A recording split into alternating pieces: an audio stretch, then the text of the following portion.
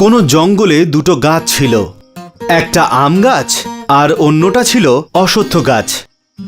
আম গাছটা তার স্বভাবের মতোই মিষ্টি আর নরম স্বভাবের ছিল।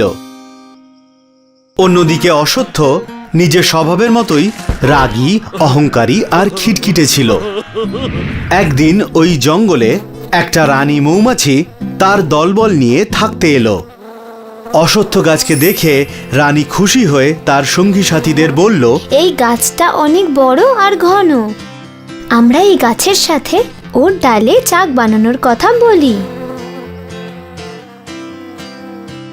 হো গাছ দাদা, আমি আমার সঙ্গীদের সাথে চাক বানানোর জায়গা খুঁজছি।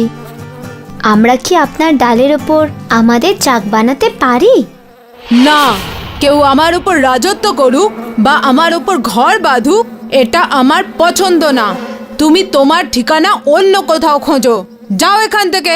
অশ্বত্থ গাছের এই ব্যবহারে রানী মৌমাছি উদাস হয়ে গেল।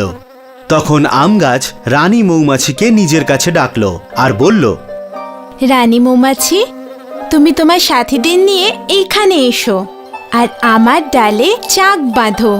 তোমাদের কাজে লাগলে আমি খুব খুশি হব। ধন্যবাদ আম ভাই, আপনার স্বভাব আপনার ফলের মতোই মিষ্টি।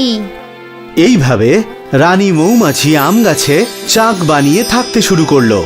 একদিন জঙ্গলে দুটো কাঠুরিয়া কাঠ কাটতে এলো। দুজনেই আমের গাছকে দেখে খুবই খুশি হলো আর বলতে শুরু করলো, আরে, গাছটা তো ভীষণ বড়। এর কাঠ যদি কেটে আমরা বিক্রি করি তাহলে আমরা দ্বিগুণ টাকা পাবো। তা তো ঠিকই, চলো এটাকেই কেটে ফেলি। দুজন কাঠুরিয়া গাছ কাটার জন্য গাছের কাছে এলো। তো ওরা ওখানে মৌমাছিদের চাক দেখতে পেল। আরে, এই গাছে তো মৌমাছিদের চাক রয়েছে। যদি আমরা এই গাছের কাছেও যাই তাহলে মৌমাছিরা আমাদের কামড়াবে। ওই দেখো, সামনে আরো বড় একটা গাছ, যেটা এই গাছের চেয়েও বেশি ঘন। চলো আমরা ওটাকেই কাটি। হ্যাঁ হ্যাঁ, চলো। দুজন কাঠুরিয়া মৌমাছিদের ভয়ে অশ্বত্থ গাছ কাটতে শুরু করলো।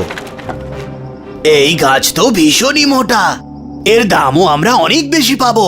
হ্যাঁ, আর এতে কোনো মৌমাছিও তো নেই। নাও, এবার এটাকে আমরা তাড়াতাড়ি কেটে ফেলি।